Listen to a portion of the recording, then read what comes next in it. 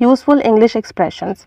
इस वीडियो में हम 10 यूज़फुल इंग्लिश एक्सप्रेशंस देखेंगे और देखते हैं कि हम इन्हें अपनी लाइफ में कहाँ कहाँ यूज़ कर सकते हैं। Number 1 is it's on me. It's on me means I will pay the bill, मैं बिल पे कर दूंगा। For example, please take your money back, it's on me. पैसे अपने वापस रख लीजिए, आज बिल मैं पे कर दूंगा। अगर प्रेजेंट में यूज़ होगा तो इट इज़ होगा, पास्ट के लिए इट वॉज होगा। इट वॉज ऑन मी, ये मुझ पर था, मैंने बिल पे करना था। इट्स ऑन मी, मुझे बिल पे करना है।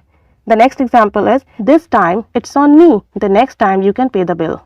इस वक्त ये मुझ पर है, मैं पे करूंगा, नेक्स्ट टाइम तुम कर देना। सो इट्स ऑन मी, आपको बिल पे करना हो, I will pay the bill, मैं बिल पे कर दूंगा। Number 2 phrases, drop me a line. Drop me a line means to write और टेक्स्ट मी। मुझे टेक्स्ट लिख देना, मैसेज कर देना, इसके लिए आप यूज़ करोगे drop me a line. For example, whenever you get free drop me a line. जब भी तुम फ्री हो मुझे मैसेज कर देना। Remind me before leaving the home. यार घर से निकलने से पहले मुझे याद दिला देना, please drop me a line, मुझे मैसेज कर देना। So drop me a line means message कर देना। Number 3 is C if I care means I don't care, यानी कि मुझे कोई परवाह नहीं है, मुझे कोई ख्याल नहीं है। For example, I am going to tell the teacher what you did. मैं जा रहा हूँ टीचर को बताने कि तुमने क्या किया। Go ahead, C if I care. जाओ जाओ, बता दो, मुझे कोई परवाह नहीं है। तो see if I care means मुझे कोई परवाह नहीं है। Another example is your dad will punish you. तुम्हारे वालिद तुम्हें पनिश करेंगे, सजा करेंगे। सी इफ आई केयर, यानी कि मुझे कोई परवाह नहीं है, वो कुछ भी करें। तो see if I care means मुझे कोई परवाह नहीं है, I don't care. The next one is butt out. Butt out means go away, don't interfere, यानी यहाँ से चले जाओ, इंटरफेयर ना करो। For example, we are discussing an important point butt out here. हम एक बहुत इंपॉर्टेंट पॉइंट डिस्कस कर रहे हैं, आप यहाँ से चले जाओ, यानी कि आप यहाँ ना रुको, आपको ज़रूरत नहीं है यहाँ रहने की, यहाँ रुकने की, क्योंकि हम एक इंपॉर्टेंट मीटिंग कर रहे हैं। The next example is butt out in our matter. हमारे मामलात में इंटरफेयर नहीं करो। तो इंटरफेयर ना करने के लिए किसी से कहो कि यहाँ से चले जाओ, उसके लिए आप यूज़ करोगे butt out. The next one is okay by me. Okay by me means that's fine with me, ठीक है मेरे साथ, मतलब जो भी कुछ है मुझे कोई मसला नहीं है, मेरे लिए तो सब ठीक है। For example, I don't mind your harsh word. मुझे तुम्हारे सख्त अल्फाजों से कोई मसला नहीं है, इट्स ओके बाय मी, ठीक है मुझे कोई फ़र्क नहीं पड़ता, मुझे कोई मसला नहीं है। Another example is you are so rude but it's okay by me. तुम बहुत रूड हो लेकिन ठीक है, मुझे कोई मसला नहीं है, मुझे तुम्हारे हार्श वर्ड से कोई प्रॉब्लम नहीं होती। So it's okay by me या ओके बाय मी मीन्स ठीक है, fine, it's okay with me. The next one is bite your tongue. Bite your tongue means keep quiet, खामोश हो जाओ, बोलो नहीं, चुप हो जाओ। For example, you are not allowed to speak in between your elders. आपको बड़ों के दरमियान बोलने की ज़रूरत नहीं है, बाइट योर टंग, खामोश हो जाइए। And the example is please stay away from us. हमारे मामला से दूर रहिए, एंड बाइट योर टंग, और खामोश रहिए।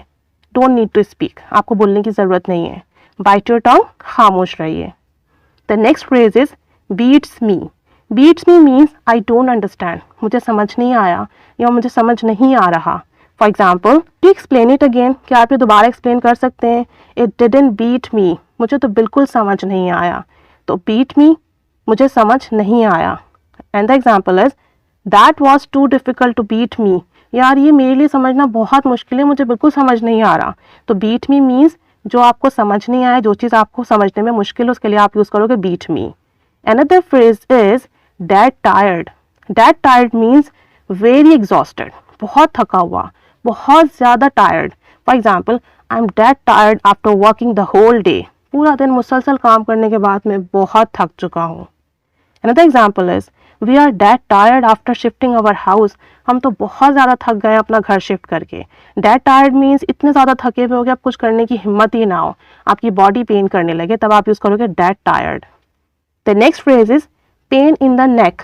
Pen in the neck means something और समबडी इज वेरी अनोइंग। कोई भी शख्स, कोई भी चीज़ जो बहुत अनॉय कर रहा हो, बहुत बॉदर कर रहा हो, आपको डिस्टर्ब कर रहा हो, उसके लिए आप यूज़ करोगे। For example, our new neighbour is a pain in the neck. यार हमारे जो न्यू नेबर हैं, पड़ोसी हैं, वो बहुत अनोइंग हैं, बहुत ज़्यादा जो है ना परेशान कर देते हैं, बहुत ज़्यादा जो है हमें इरिटेट करते हैं। Another example is the delivery boy's job is a pain in the neck. ये जो डिलीवरी बॉय की जॉब है ना, ये तो बहुत अनोइंग जॉब है। मतलब घर घर जाके लोगों को डिलीवर करना और इतने से पैसे मिलते हैं, तो ये जो जॉब है ना, ये तो बहुत ही बॉदर करने वाली, बहुत तंग करने वाली, बहुत परेशान करने वाली जॉब है।